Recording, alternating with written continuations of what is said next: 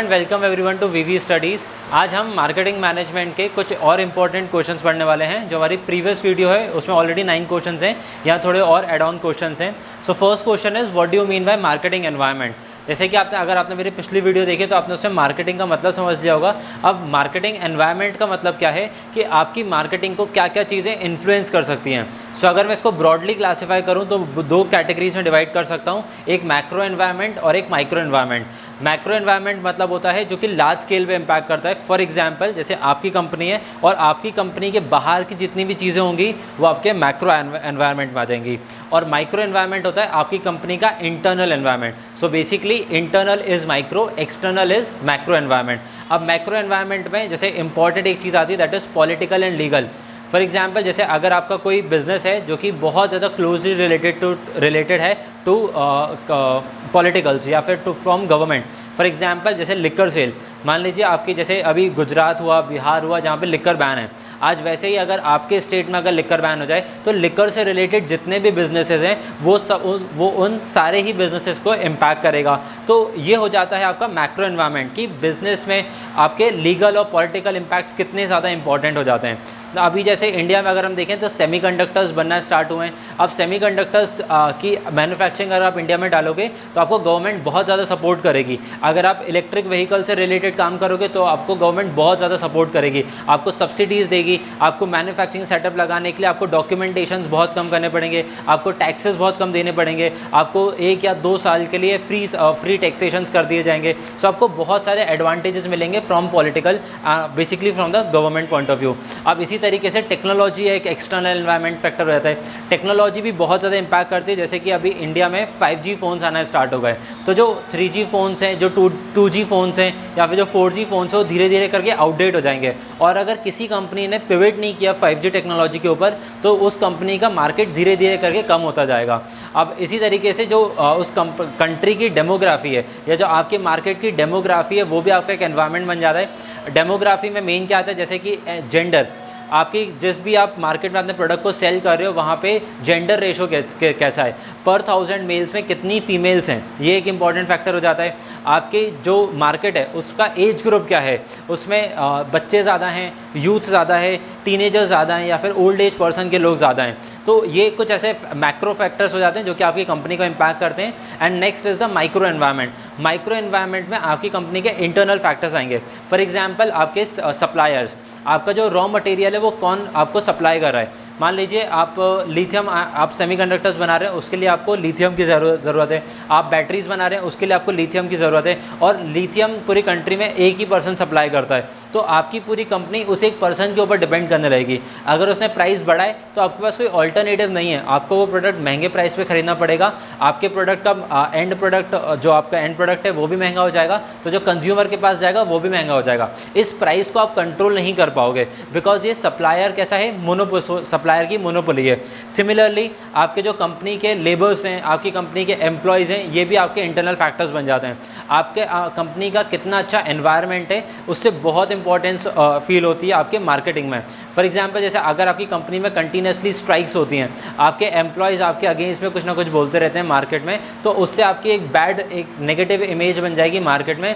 लोग आपके साथ में अच्छे तरीके से रिलेट नहीं करेंगे। जैसे इंडियन मार्केट हम बहुत बोलते हैं कि बहुत ज़्यादा इमोशनल मार्केट है, तो अगर आपका कोई एम्प्लॉय, अगर आपका कंपनी का कोई लेबर या फिर कोई भी लोअर लेवल मैनेजमेंट का आके बोलेगा कि इस कंपनी में ये इस तरीके की प्रॉब्लम्स है, हमारे साथ क्या क्या बुरा होता है, तो एक नेगेटिव इमेज क्रिएट कर देगा मार्केट में आपकी कंपनी के लिए। तो ये कुछ मैक्रो और माइक्रो इंपॉर्टेंस है, एनवायरमेंटल फैक्टर्स हैं जो कि आपकी मार्केटिंग को इम्पैक्ट करते हैं।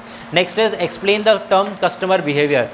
कस्टमर बिहेवियर बहुत ही एक सिंपल टर्म है। बेसिकली आपका कस्टमर आपके प्रोडक्ट को कितना जानता है और उससे रिलेटेड वो कितना ज़्यादा इम्पैक्ट क्रिएट करता है आपकी मार्केटिंग में। फॉर एग्जांपल जैसे कि अभी मैंने कुछ ऐसे प्रोडक्ट्स के नाम लिए जो कि बहुत ही ज़्यादा टेक्नोलॉजिकल ड्रिवन है। अब इंडिया में हर इंसान टेक्नोलॉजी नहीं समझता।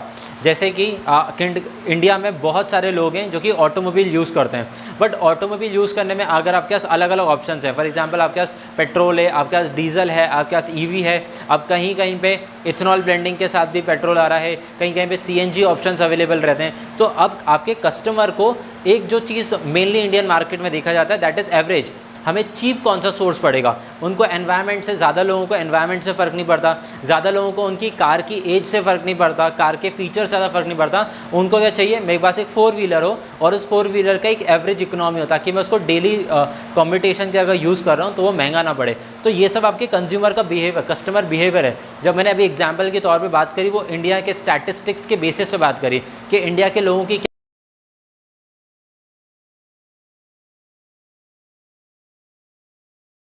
क्या डिमांड रहती है।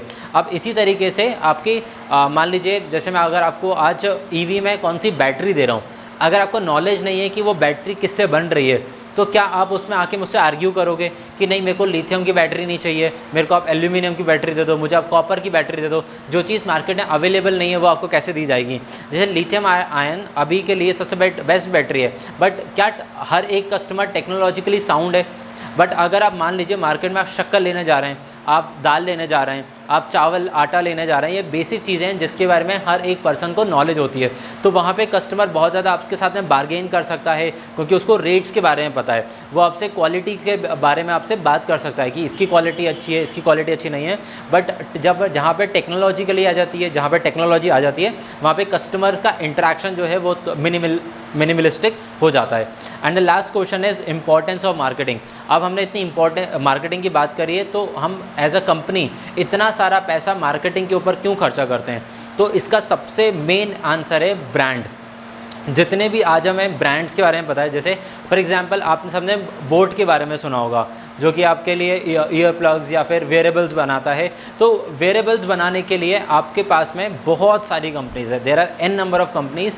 बट बोट में ऐसा क्या है जो कि वो उसने इतना बड़ा मार्केट कैप्चर कर लिया है। सो एक तो उसका कॉम्पिटिटिव प्राइस हो सकता है, बट उस कॉम्पिटिटिव प्राइस के साथ भी हमारे पास तो इंडिया में बहुत सारे, जैसे चाइना मेड प्रोडक्ट्स भी बहुत सारे आते हैं, बहुत सारे लोकल प्रोडक्ट्स भी आते हैं जिनका प्राइस बोट से भी काफ़ी कम रहता है। बट उसने अपने कंपनी की ब्रांडिंग बहुत अच्छे तरीके से करी है।